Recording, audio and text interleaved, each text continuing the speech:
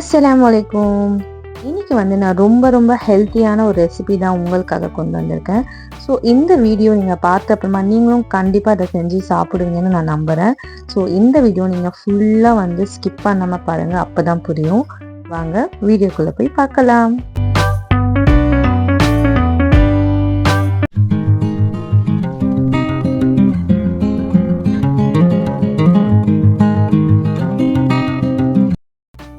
நான் வந்து முதலே வந்து ப்ரிப்ரேஷன்லாம் பண்ணி வச்சிட்டேன். வெங்காயம் வந்து கட் பண்ணி வச்சிட்டேன். ஒரு 2 வெங்காயம் ரொம்ப ஸ்லைஸாக கட் பண்ணி வச்சிட்டேன். காரத்துக்கு வந்து பச்சை மிளகா ஒரு 5-6 பச்சை மிளகா எடுத்திருக்கேன். ஏன்னா வந்து நம்ம மிளகாத்தூள்லாம் யூஸ் பண்ணுறது கிடையாது, பச்சை மிளகா காரம் தான். அரிசி வந்து 1 கப் அரிசி எடுத்திருக்கேன். இந்த பவுலில் தான் எடுத்துக்கேன். இதில் வந்து 2 கப் வந்து நமக்கு தேங்காய் பால் வேணும். அரிசி வந்து நல்லா அலசி ஒரு அரை மணி நேரம் வந்து ஊற வச்சிட்டேன்.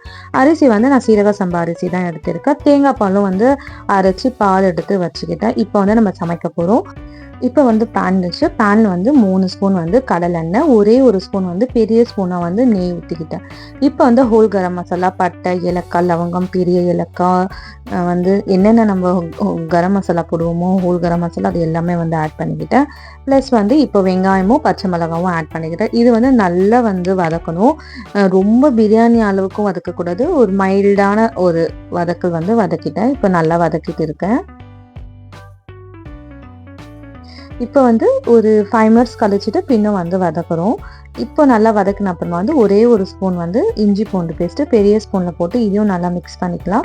இஞ்சி பூண்டு பேஸ்ட் போடணும், அடி பிடிக்கும். ஸோ வந்து நல்லா மிக்ஸ் பண்ணிவிட்டு அது பச்சை வாசனை போன அப்புறமா 2 தக்காளி, ஒரு மீடியம் சைஸ் தக்காளி, ஒரு கைப்பிடி அளவு வந்து புதினா, கொஞ்சமாக வந்து கொத்தமல்லி எல்லாமே போட்டு நல்லா வந்து மிக்ஸ் பண்ணிவிட்டேன். இது வந்து டக்குன்னு செஞ்சு முடிச்சிடலாம்.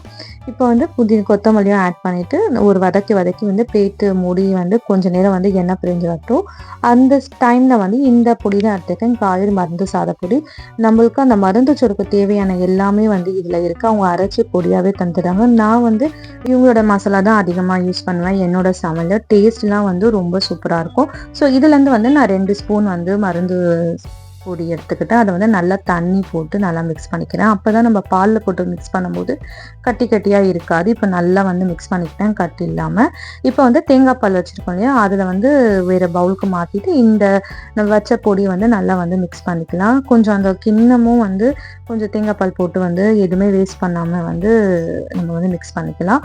மிக்ஸ் பண்ணிவிட்டு இப்போ வந்து நம்ம ஸ்லோவில் வச்ச வந்து அந்த மசாலாலாம் வந்து நல்லா வந்து வதக்கியாச்சு. இப்போ வந்து நான் தேங்காய் பாலும் ஆட் பண்ணிக்கிறேன். ஒரு கப் அரிசிக்கு 2 கிளாஸ் தண்ணி. ஓகேங்களா, நான் வந்து 2 கப் தேங்காய் பால் தான் போடுறேன், தண்ணி ஆட் பண்ணிடல. இப்போ வந்து தேவையான அளவு உப்பு போட்டு வந்து நல்லா மிக்ஸ் பண்ணிவிட்டு மூடி வச்சிட்டேன். இப்போ நல்லா கொதி வந்துருச்சு. நல்லா கொதி வந்த அப்புறமா வந்து நீங்கள் உப்புலாம் செக் பண்ணிக்கலாம். எனக்கு எல்லாமே கரெக்டாக இருந்துச்சு. இப்போ வந்து அரிசி வந்து 1/2 அன் ஹவர் வந்து ஊற வச்சோம். அரிசி வந்து கண்டிப்பாக 1/2 அன் ஹவர் ஊற வைக்கணும், இல்லைன்னா வரியாக இருக்கும் அரிசி சாப்பாடு. ஸோ வந்து இப்போ அரிசி போட்டு நல்லா மிக்ஸ் பண்ணிவிட்டேன். நல்லா மிக்ஸ் பண்ணிவிட்டு ஒரு கொதி வந்த அப்புறமா வந்து பிளேட்டை மூடி வச்சிட்டேன். ஒரு 5 மினிட்ஸ் கழிச்சு பார்க்கலாம். அரிசியும் தண்ணியும் வந்து சரிசமாக வரும்போது இப்போ வந்து நம்ம தம் போட்டால் வந்து கரெக்டாக இருக்கும்.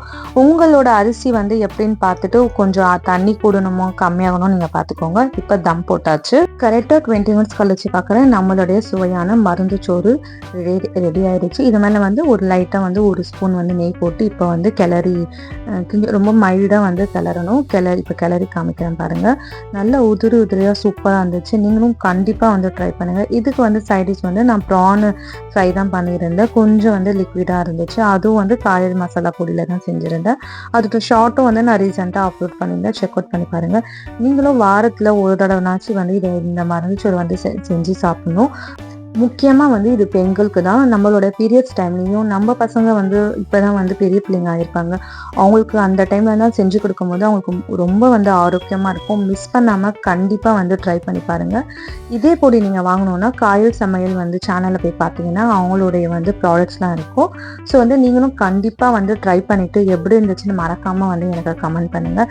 என்னோட சேனல் வந்து உங்களுக்கு ரொம்ப யூஸ்ஃபுல்லாக இருக்கும்னு நம்புகிறேன். ஸோ ரொம்ப யூஸ்ஃபுல்லாக இருந்துச்சா மறக்காமல் சப்ஸ்கிரைப் பண்ணி பெல் ஐக்கானை கிளிக் பண்ணிக்கோங்க. உங்கள் ஃப்ரெண்ட்ஸ் அண்ட் ஃபேமிலிக்கும் வந்து ஷேர் பண்ணிக்கோங்க. தேங்க்ஸ் ஃபார் வாட்சிங்.